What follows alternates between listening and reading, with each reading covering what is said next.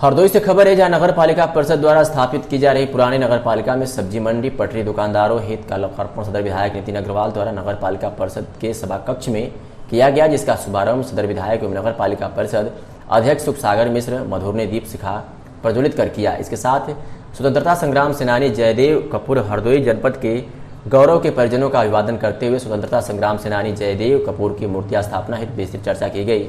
सदर विधायक नितिन अग्रवाल ने कहा कि नगर पालिका परिषद के अध्यक्ष एवं समस्त सभासद के द्वारा नगर में उत्कृष्ट कार्य किया जा रहा है, जिसकी जितनी प्रशंसा की जाए वह कम है।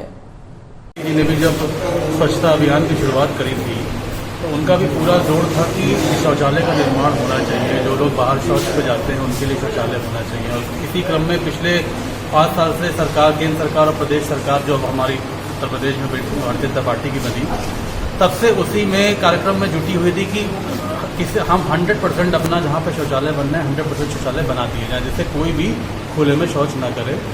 नगर पालिकाओं को भी कहा गया था कि उनको भी शहर में जहाँ जहाँ आवश्यकता है शौचालयों की, सार्वजनिक शौचालयों की, वहाँ बने। आज उसी का लोकार्पण हुआ है। नई मंडी एक हमारे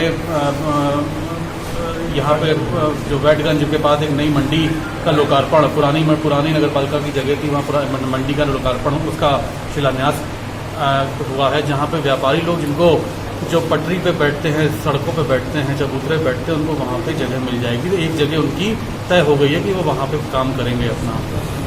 स्वतंत्रता संग्राम सेनानी बाबू जयदेव कपूर जी की स्मृति द्वार भी का लोकार्पण हुआ है। उसका कई मांग भी थी कि एक स्मृति द्वार बनना चाहिए, तो उसका भी लोकार्पण हुआ।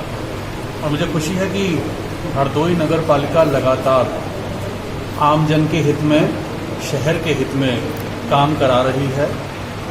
कई कार्यक्रम हो चुके हैं, आगे भी जो लक्ष्य दिया गया है उन लक्ष्यों को भी पूरा करने का बहुत जल्द से जल्द काम पूरा करने के लिए निर्देश दिए हैं।